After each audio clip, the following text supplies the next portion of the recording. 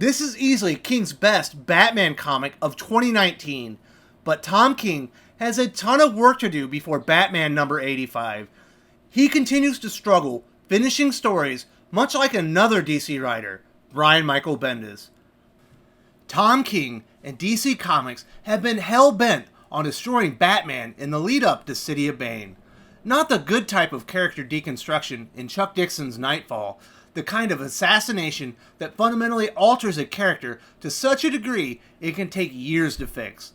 We've been told by King to trust him. City of Bane will make slogging through a year of pretentious, low-T Batman worth it. I highly doubt it's possible for that level of character and series redemption at this point. Batman has shed a third of its total orders the past 12 months. Far too many readers hate King's take on the character. Nightmares is one of the worst story arcs in recent comic history. There are a lot of bones in King's Batman closet at this point. He desperately needs City of Bane to deliver and complete his Batman run on a high note. To this point, he's had one story arc that stands out, the War of Jokes and Riddles. I maintain the story starts out very well, but breaks down and finishes in terrible fashion. King is notorious for completing stories very poorly. And can you name one positive King introduced to Batman's legacy during his 3-year run on the series? He's borrowed heavily from Chuck Dixon's Nightfall, Alan Moore's writing tropes, and other established greats. But so far, he's only introduced 2 things to Batman he can call his own. A low-T take on the character, and Gotham Girl.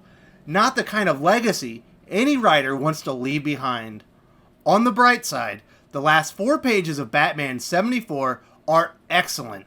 Can King save his Batman reputation with mega-hyped City of Bane?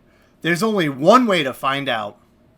Before I get started, I want to let everyone know the comics aficionados are live and unfiltered this Saturday morning right here on Thinking Critical YouTube.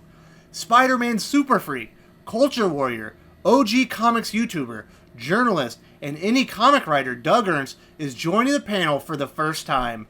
We're going to break down Spider-Man by eras. We're going to identify the best writers, story arcs, and key issues for the character, as well as strategic missteps and runs for readers to avoid.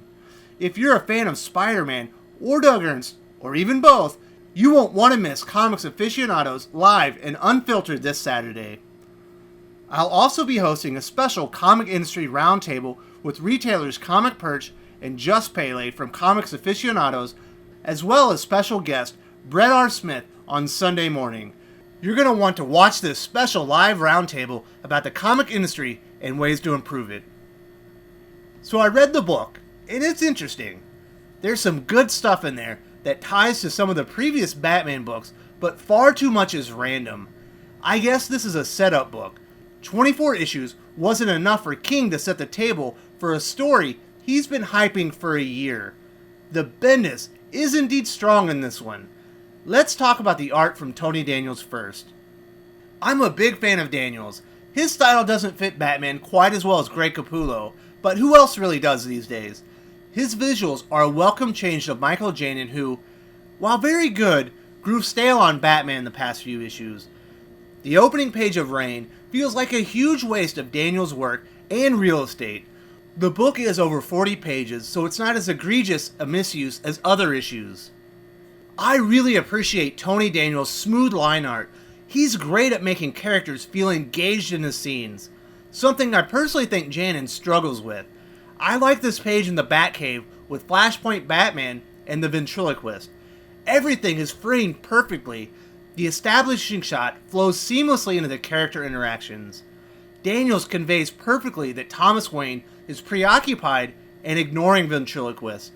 This appears to play into some later scenes I'm not going to cover in this review because they're not germane to the main story, but it is interesting and Daniels' illustrations set up the scenes effortlessly. I feel like it's been for damn ever since the last time I've seen the Batmobile in the pages of Batman. The Batmobile is one of the best supporting characters in Batman lore and was ignored far too long. I love this page of Batman ramming Two-Face's hideout. This is great action, and again Daniels' framing on the shots are perfect. If I have one complaint here, it's that Harvey Dent looks too much like Bruce Wayne.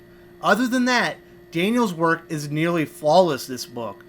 Mitch Gerads illustrates and colors the last few pages of the book, which I will cover very briefly at the end of the review. His style feels very different, but it's equally great. DC needs to find him a series to work on soon, preferably not working with King or Bendis. I hate seeing his prime being wasted. Tony Daniel's return to Batman is a huge success in my opinion. I rate the art in Batman number 75, 4.5 out of 5. Tom King's work on this issue is a huge step up from most of the last year of Batman, but he still falls far short of the standard artist Tony Daniels sets on the book. Most of the story revolves around a new Gotham ruled by villains. Joker and Riddler are partners on the beat, investigating the murders of two metahumans. Hugo Strange is the commissioner of Gotham, and Thomas Wayne is the local Batman, trying to save the city. Maybe.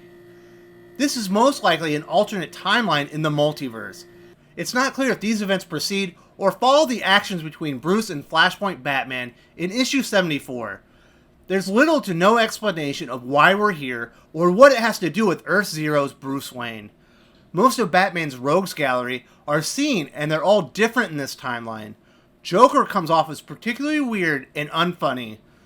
This is sort of explained late in the story, but it's hardly enjoyable in my opinion. I'm glad I mentioned Gotham Girl earlier.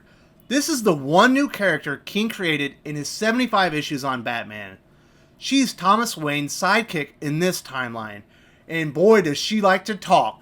A lot.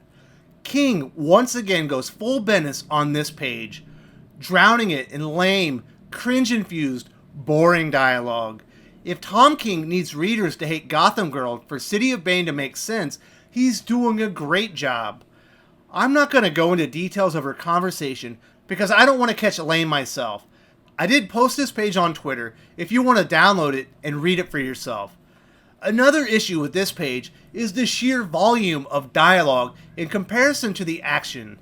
This sequence appears to take place over 3 to 5 seconds. She couldn't comprehensively say all these words in this short action scene.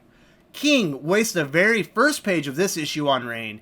He could have extended this scene to 2 pages and provided this information in thought bubbles and narrative exposition. Instead, he overfills the page with terrible dialogue that makes the character look and sound stupid. Bruce Wayne is in this issue very sparingly. He's shown traversing a mountain on a quest to find an old teacher. This is the part of the story where King includes his pretentious narration from other works of literature. Fortunately, it's not laid on too thick here, so it's far less annoying than normal. My assumption is Bruce is the one who escaped the Lazarus Pit and is on a journey. I believe this takes place on Earth Zero and isn't related to the main story in the book. Of course, I could be wrong. Bruce eventually reaches his destination to learn his old teacher is gone before a couple kids attack him, slicing his throat. I thought King turned the corner with Bruce the last 4 pages of the previous issue. I was wrong. He gets owned and left for dead by 2 random teenagers. Some may feel the reveal after this saves the Bruce Wayne story in this issue, but I strenuously object. Tom King continues struggling with characterization throughout Batman number 75. I rate it 1.5 out of 5. King's story is a bit better than the characterization, but he still has plenty of work to do to get City of Bane moving in the right direction. Detectives Joker and Riddler respond to a murder report. They arrive to find 2 dead superheroes, both shot through the head. Being that there are 2 victims, the detectives believe it's the work of Two-Face. They call it into Commissioner Strange, who lights up the bat signal. Flashpoint Batman arrives to investigate the murderers. Thomas Wayne determines the murderer must have been huge to overwhelm the 2 fallen superheroes. He uses seismic activity to discover the location of Two-Face's accomplices, Solomon Grundy and Amygdala. He storms their compound, counting down until Gotham Girl arrives to save him. She tears through the enormous duo with shocking ease. The next scene is maddening to me. King recreates quite possibly the very worst act in his entire run. Two-Face has a gun to Harvey Dent's head and threatens to kill him, a la the Joker church scene that basically starts Batman's return to the soy side. Here, Two-Face refers to Bruce as the false Batman and recalls Joker telling him the church story. Thomas Wayne is having none of it and sends a batarang through Harvey Dent's eye. Flashpoint Batman says he was told to bring Two-Face in alive. He only killed the Harvey Dent side of the character, so he's following orders. Near the end, we see a figure standing over Bruce Wayne, who is lying virtually naked, waiting to die from his wound. Two-Face is set up for interrogation, and who should appear but Psycho Pirate, who is referred to as the most powerful weapon ever conceived. I say most powerful MacGuffin, but it's semantics, I guess. Alfred sits down with Thomas Wayne. They have a prolonged discussion, and Alfred warns him Bruce will never stop coming for him. The final handful of pages are illustrated by Mitch Gerrits and is basically a collage of the current state of Gotham under Bane's rule. It's narrated by a conversation between Bane and Lex Luthor. Bane explains why the Justice League won't come to save the city from him. It honestly doesn't make any sense, but it's Tom King. He's much more into tell than show in this series. This portion of the story 100% ties into the Year of the Villain event. This plot is much better than anything King delivers the past 10 months on Batman, but he hasn't closed many of his previous plots to this point. This issue sets the table for future issues by introducing a multitude of new mysteries to the story. The entire plot feels random and jumbled. Worst of all, it's still not fun to read. But it is a huge leap forward for Tom King's Batman work nonetheless. I rate the plot 2 out of 5. What an absolutely conflicting issue. Tony Daniels returning to Batman is fantastic. His visuals shine throughout the entire issue. Considering this entire story is filled with villains not acting like themselves, it's a bit more difficult judging Tom King's characterization. Joker in particular is too weird and unfunny. The Gotham Girl monologue page is one of the worst character pieces I've read in comics in a very long time. He continues missing the mark on Bruce Wayne. The story is interesting, but introduces far too many new mysteries when King still needs to pay off months of storytelling. I rate Batman number 75, 3 out of 5 overall. This is close, but I don't recommend this issue or series to anyone right now. This is easily King's best Batman comic of 2019, but Tom King has a ton of work to do before Batman number 85. He continues to struggle finishing stories much like another DC writer, Brian Michael Bendis. Both King and Bendis need to shit or get off the pot. Introducing new mysteries and moving to new story arcs without closing previous ones is frustrating. The story is far too convoluted at this point. It sucks any fun that may be had out of the issue. King still needs to tighten up his characterization and plots before I can recommend Batman again. If you enjoyed this video, please give it a like. I would appreciate it very much. It helps us attract more views for the channel. Subscribe for future commentary, comic book news, and reviews. And don't forget to ring the bell for notifications. If you want to talk comics, movies, and much, much more, you can follow me on Twitter at Wes_from_TC.